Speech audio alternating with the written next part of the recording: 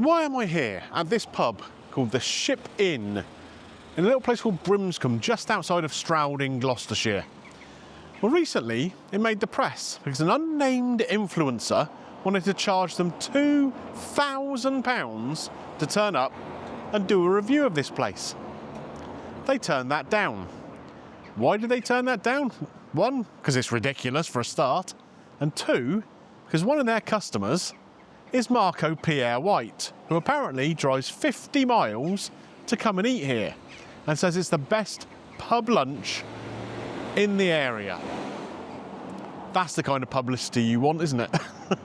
Not someone turning up saying, give us £2 to say your place is nice. Anyway, you know me, I'm not going to charge them anything for turning up. In fact, as always, I'm going to get in there, I'm going to have a lunch, I'm going to pay my bill, and I'm going to tell you what I think. Will I agree with Marco and think it's the best pub lunch in the area? Who knows? We will find out though. It's a glorious day. I was going to say it's a really nice quiet village because the first sort of 5 minutes I was just wandering around outside, it was really peaceful, and then about 85 cars drive past in the intro. There we go. Right, let's get inside the Ship Inn and find out what it's all about, shall we? So then guys, we've come in and been seated, and what a beautiful building this is. From the outside it looks just like any sort of normal edge of town old school pub. You come indoors, all around you've got lovely stonework, nice blue colour on the walls here. Kind of feels like a nice mix of old and contemporary. Nice tables too, and a really friendly greeting. Menu here for lunch, so it's a sort of slightly shorter menu than the evening menu. You've still got, what, 4 starters here, a couple of salads, 4 or 5 mains and some desserts, plus there is a specials board. Now, we got it just as they opened and they haven't had a chance to update the specials board yet, so we're going to get it written down on a bit of paper in a minute. Really nice looking options on here though. Reasonably simple things. Yeah, there's a couple of burgers, there's a chicken wrapped in bacon.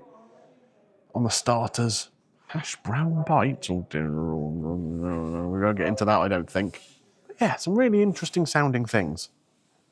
Simple things done well is often the best way for a place like this to go, isn't it?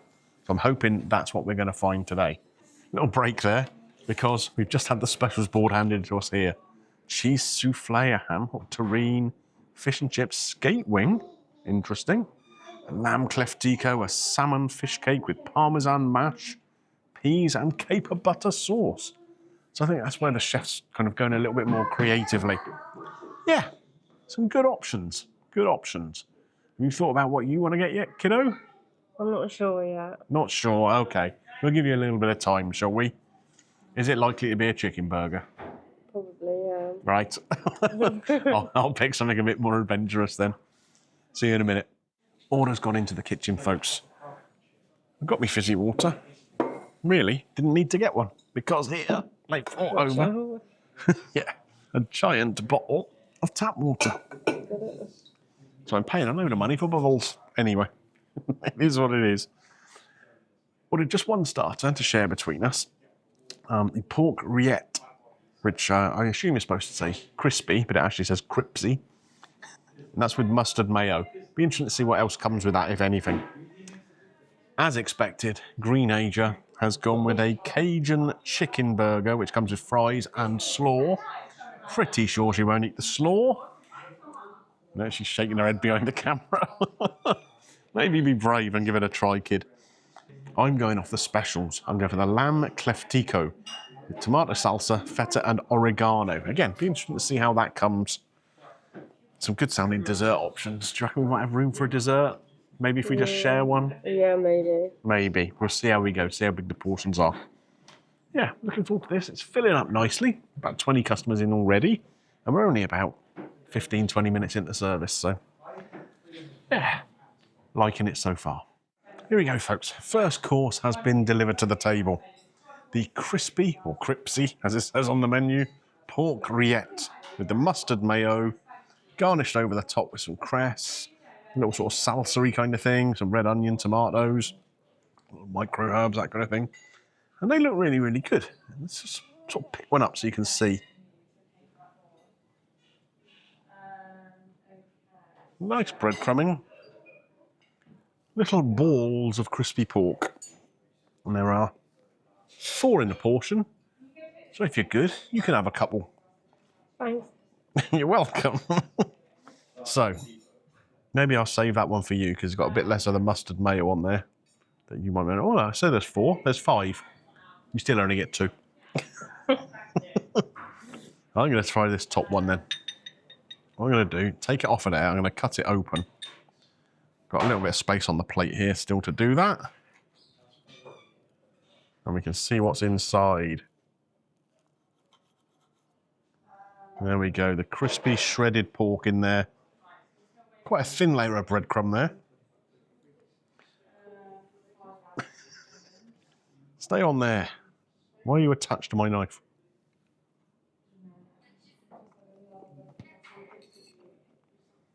Mmm, that's very tasty.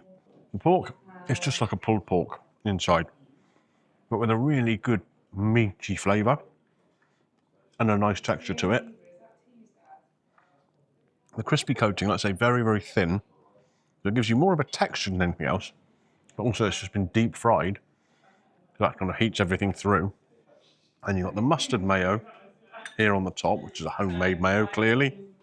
It's smooth, creamy, not overpowering with mustard. So much that it would sort of take away from the flavour of the pork or anything. And then you've got all those little fresh bits, the onion, the tomato, the herbs over the top. They really complement everything. It's tasty. £9 for this portion, which I think is pretty fair for a starter in a place like this. Gastropub pricing, I guess, isn't it? Main courses have arrived at the table, and as is customary, we're going to go for the camera person's one first. Cajun chicken burger here with slaw and fries. Is it a chicken burger or a chicken sandwich? You guys decide. There's a whole chicken breast in there. You've got salad in there, pickle on the top. There's some cheese, which has been kind of grilled up. Just been brought over some ketchup to the table as well for the fries, because that is camera person's preference. Let's give that a little try. Nice little skin on fries. Very, very crispy. Nice and soft inside. Good fries. The slaw, really colourful. And you can't moan about me eating this, because the camera person won't. So let's get into a little bit of that. Fresh, crunchy, not too much mayo on there that it kind of overtakes everything. Not that easy to eat when you're holding it like this, without it tipping everywhere. And that is a decent slaw. And onto the chicken burger sandwich. I'm just going to cut a little bit off of here, just to give it a little taste. There we go. We'll get a little bit of that bun, we'll get a little bit of that cheese. What else have we got in there? Is that more pickles?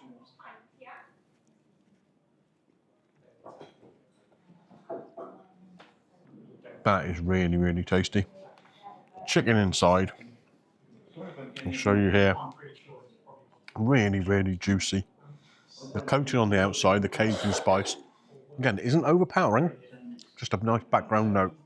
The cheese has been grilled on the top, so you've almost got that sort of, you know, cheese toasty kind of flavour to it. That's really rather nice. Really rather nice. Now this is £19 on the menu, so it's not the cheapest chicken burger in the world, but it's a really good portion of fries. A really, really tasty burger, sandwich, and a nice fresh slaw. I like it. I think you're going to like it too. I hope so. You better have it back then. On to the main event here, the lamb cleftico. Doesn't this look inviting?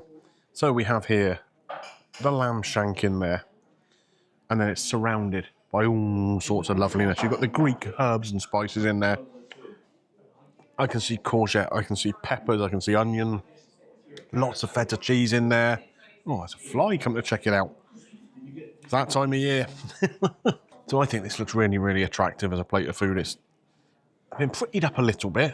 Obviously, you've got a little bit of garnish on the top here.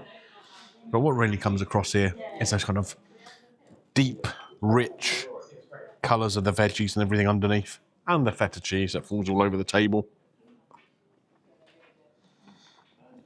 You're picking up the thyme in there. The oregano. A little bit of saltiness from that feta.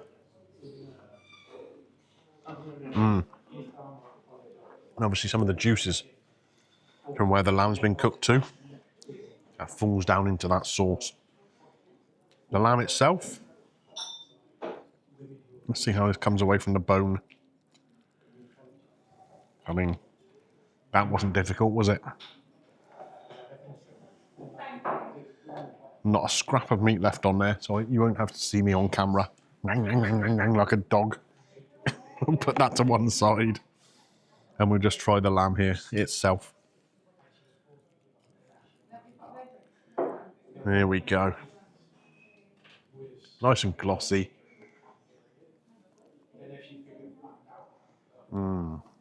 Super soft. Nicely seasoned.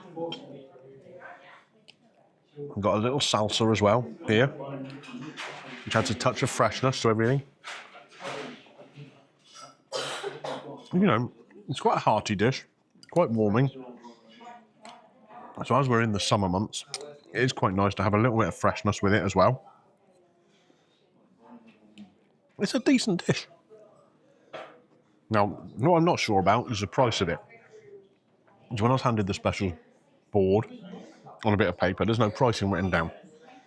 But I did see the previous special board, which was up on a chalkboard, and I could just about make out underneath where they'd rubbed it off.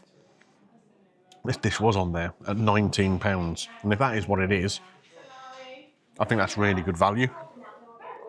Lamb's an expensive protein. A lot of these ingredients in here, the feta cheese, not cheap ingredients.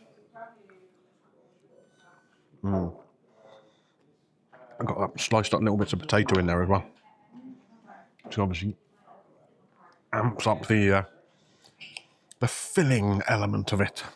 Yeah, it's a good dish. It's a good dish. I think we're both pretty happy with our main courses here. And Mr. Fly is definitely happy. Do you want to eat the bone? Actually, there was a dog in here earlier, wasn't there? Obviously, clearly dog friendly, so maybe we'll find the dog. It's time for dessert, folks. Now, one thing I will say, don't come here if you're in a hurry. It is now almost 2 o'clock. We've been here best part of 2 hours. Now, it took about 15, 20 minutes for us to get in, to get the specials, and to get the order placed. But it's still taken another hour and a half plus from that point for me to even get to the point of having a dessert put in front of me. It's a bit too long, in my opinion, and they're not crazy busy. Yeah, there's a few people in, but it's not crazy. Anyway, the dessert, I've gone for a coffee creme brulee. Nice thin layer of sugar on the top there. We've got a bunch of different fruits here. We've got raspberry, strawberries, a little solitary blueberry, and what do we call this one? Physalis or something, I think. Let's move these out of the way for now, because I want to get into the brulee itself. There we go. With icing sugar there for decoration too. Got a nice little crack to it by the looks of it.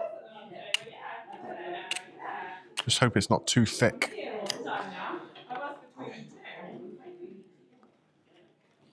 Here we go. The custard underneath does have a really nice coffee flavour. Very smooth. I will say, I think the sugar on the top there is that touch too thick.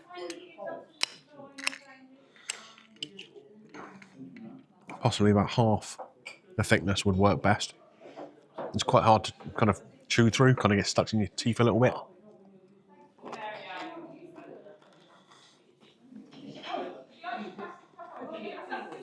What it also does, because there's that extra bit of sugar, for me, it just sweetens the dish a bit too much. Not bad. Like I say, the custard's well made, really nice coffee flavour. I'm not sure why you need all this fruit on the top.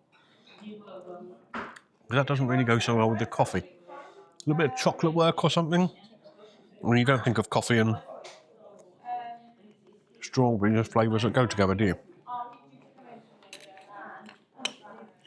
Yeah, it's okay. I'd say, out of the dishes that we've had, possibly the one I'm most disappointed with. Let's head outside and sum it up.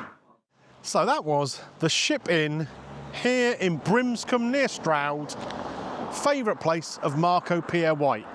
He is clearly a man who is not in a hurry. Apparently, Carol Vorderman also comes here to eat. She probably wouldn't need a receipt to add things up, would she? She's smart like that. What did we have? 2 drinks, a Diet Coke and a sparkling water, £7 in total for those. The pork rillette as a starter, £9. The chicken burger, chicken sandwich, £19. The lamb clef tico was actually only £18. And the creme brulee, £8.50. Now I'm going to say it's not without fault. We did discover as we were going through, the bottom bun on the burger was soggy. Obviously they'd washed the lettuce or whatever and put it on top of there, all the other salad, and it just kind of made the bottom bun go soggy. So she couldn't pick it up and eat it very easily. But the fries and the slaw were good. The lamb clef tico was enjoyable. And I think at £18, not the biggest lamb shank you're ever going to see, but a decent size and a good portion. Tasty as well, with all the elements underneath with the feta and the veggies and the spuds. Enjoyable. The pork rillette as a starter, I enjoyed that too. The mustard mayo wasn't overpoweringly mustardy, and the little crisp coating on that pork worked really nicely. The brulee was a little bit of a letdown. I think too thick, the sugar work on there. Needs to be taken down to about half the thickness. But the coffee and the custard there underneath had a decent flavour. I'm going to say there's a lot there that I liked, but nothing that's made me kind of go, wow. Nothing that's made me think, if I'm Marco Pierre-White, that I'm going to declare online that this is the best pub and I'll drive 50 miles to get here. I mean, we've driven more than 50 miles to get here today, haven't we? I don't think it was worth it. The thing that let it down again, bits and pieces in the service. Like I said, it's not terribly busy in there. It is a nice day, so there were more tables sat outside than inside. Yeah, the service was a little bit slow, a little bit sluggish, and just simple little things. We had our plates from our mains on the table. The guy brought plates out to a table just behind us and then didn't come and clear our plates, which would have kind of just moved things along a little bit, you know? Would have made things better. Yeah. I think £61.50 for the meal, £7.38 as a tip on top, £68.88. I think if we'd been in a place where the service element had been that little bit, you know, up there rather than sort of there, I wouldn't be complaining too much about that, but it's just taken too long for us to eat a meal. 12:19 our order was taken, and I'm filming this outro at 2:16. So that's 3 minutes shy of 2 hours. And we've had 1 starter, 2 mains, and a dessert. I just think it was just felt too long, you know? They weren't just quite on it. What am I going to score it? What are you thinking, Greenager? Other than the fact you wish we weren't filming this next to a field of long grass that's playing your hay fever up. Yeah. Apart from that bit. Like a 6.5. A 6.5? Ooh. Because the chicken burger wasn't anything like to write home about. Okay. And then it was just so long sat in there. So long. Listening to you. And listening to me from your perspective, presumably. Yeah. So a 6.5 from the Greenager. I mean, maybe that's a bit harsh. I was thinking something sort of 7.5 myself. I don't think the pricing's bad for the actual quality of food on offer, but we've just come away feeling a bit flat about it and not quite seeing what all the fuss was about. Yeah. Not bad, but we've had better. If you've enjoyed this little visit to the Ship Inn in Brimscombe, which is Marco Pierre-White's favourite place to eat in the area, apparently, Marco, give me a call. I can tell you better ones than this. Then don't forget, thumbs up on there for me. does help the channel. What else have we got to do, kiddo? Hype the video. Hype the video if you're a cool kid on a mobile device. Look around the vault, subscribe to the channel, ding your bell for notifications. Let me know down below in the comments section what you think about this place. I've got a feeling a lot of you are going to say similar sort of stuff to me, to be honest with you. Although you are not the ones who've had to sit here for 2 hours. You've just had to listen to me waffle on for 20 minutes, probably. Right. Onwards to bigger and better things, Greenager. Yep. Did he little motorbike? He needs a bigger bike than that, doesn't he? Right. We'll see you next time, folks. Bye for now.